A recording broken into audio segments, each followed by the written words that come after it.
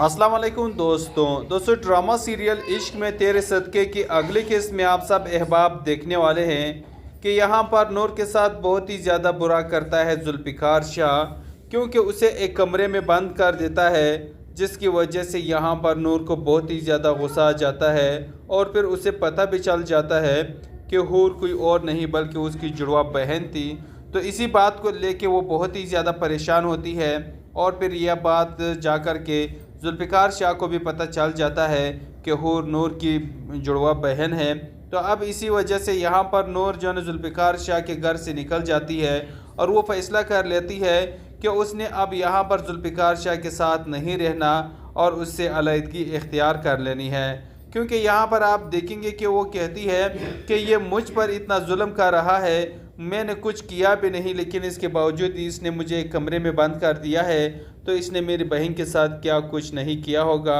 और मेरी बहन का एक्सीडेंट नहीं बल्कि एक्सीडेंट करवाया होगा। इसीलिए वो पुलिस इंस्पेक्टर को भी कॉल करती है और उनसे कहती है कि मुझे हूर का जो केस है वो रीओपन करवाना है, मुझे उसकी इन्वेस्टिगेशन करवानी है।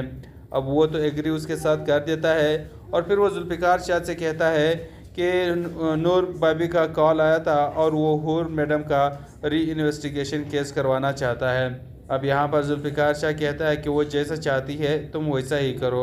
अब यहाँ पर वो लग जाती है इस केस के पीछे और आखिरकार पता चल जाता है और वो पता लगा ही लेती है कि यहाँ पर जुल्फ़िकार शाह के वालिद ने ही गाड़ी का ब्रेक फेल करवाया था, जिसकी वजह से गाड़ी का ब्रेक फेल हो गया और इन दोनों का एक्सीडेंट हो गया था और एक्सीडेंट में वो उसी